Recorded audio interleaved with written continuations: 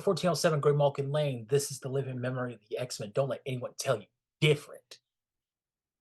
Uncanny X-Men. Number 1. Legacy 701. Written by Gail Simone, David Marquez. As the artist. Color artist Matthew Wilson. Letterer VC's Clayton Cowles. Cover artist David Marquez and Matthew Wilson. The Red Wave.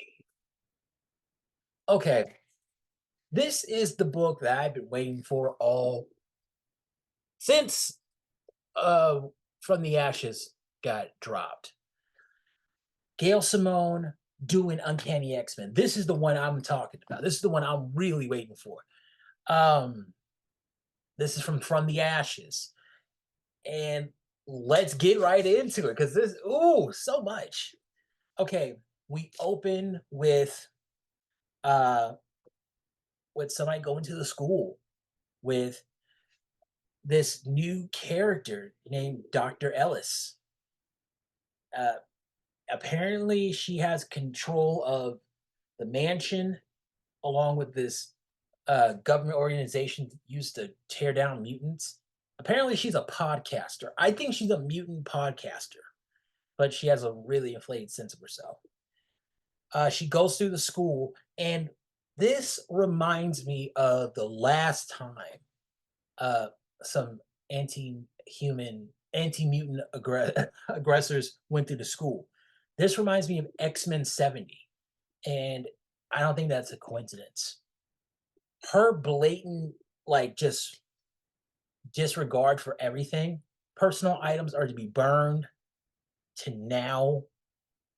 Um, like, essentially, she's erasing the X-Men's past, and she's not above using devious ways to do it.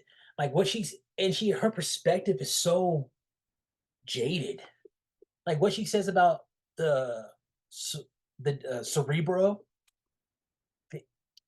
Cerebro, a way for the mutants to find others like themselves. The arrogance of it. Building a monument to these people, their entire cult. Burn it. The entire Foul Cathedral burnt to the ground. Wow. Wow. She hates beauty. She hates everything. She thinks mutants and X-Men are the same thing. She hates across the board. And we've seen this before, but not like this. Like, she has her own philosophy. But X-Men does have a tendency of making the female characters seem like they're completely justified when really they're just psychos. I love Marquez's drawings on here. The art is just beautiful. It just feels very cinematic. And this makes me feel like the first X-Men movie. 2/3 of it, not the stupid Statue of Liberty part. We move on to we backtrack. We go a day before in Mexico City. Wolverine and his long life goes to see a friend of his who is dying, and as usual, the friend is asking questions about death, and Wolverine's like, I don't really want to talk about it. And then we fast forward, I guess, to now, and Wolverine is in Pyramid of the Sun, Avenue of the Dead, and Teotihuacan, 40 minutes from Mexico City. Okay. I've been to this place like last year with my wife and in-laws. It's pretty. That I say this because I just got back. Anybody who follows me, like I go to Mexico every summer, and seeing all this uh all this stuff is so cool.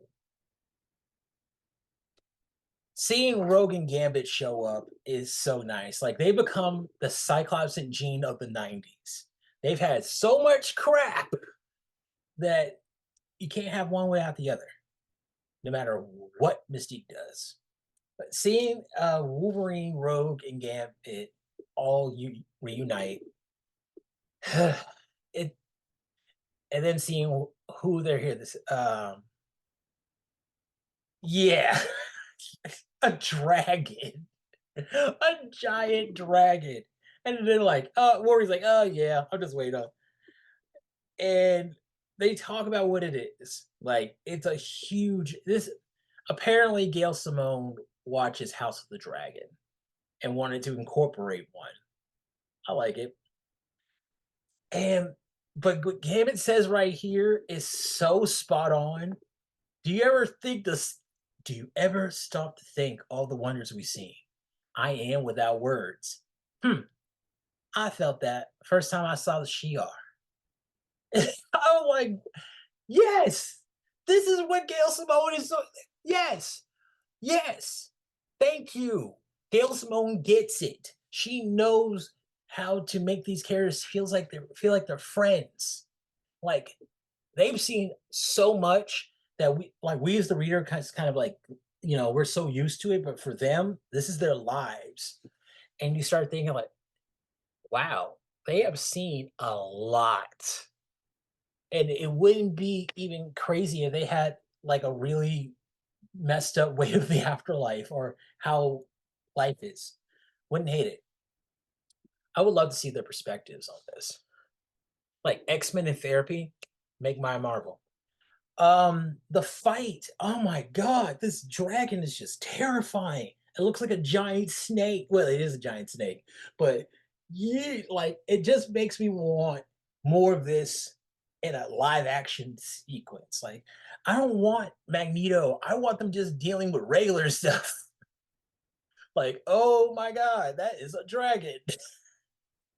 Then you find out that this dragon has dealt with the Savage Avengers. It has an Eye of Agamotto, the same one that Doctor Strange has. They're a pair. And just the fight, just the dragon is so like this is a great first battle. Like I really, really like it. The art, oh my god, the art is killing me. Like, oh my, I've not been this excited about an X-Men book in a while. Just okay. This reminds me of just feel wise, how it makes me feel of 1998. This week in 1998. If you know, you know. It gives you that same kind of feeling. Um also probably my favorite part of this book, and it's a really, really hard one. Um the X-Men go to a cancer ward. This kid he's a Make-A-Wish kid. And they bring him an X-Men jacket from the Morrison run. I'm like, oh my God, I kind of wish I had cancer just so I could get one of those. Cause I'd be rocking it. Like man, I'd be rocking that thing with the matching slippers. Like this drip is you're gonna have to bury me in that, bruh. It's I like how this makes them feel like they're friends. More Hickman did not know how to write them. Nobody else knew how to write them. And there's so much more in this book. Like they relocated into Louisiana. Uh we get Wolverine showing how bitch made he is.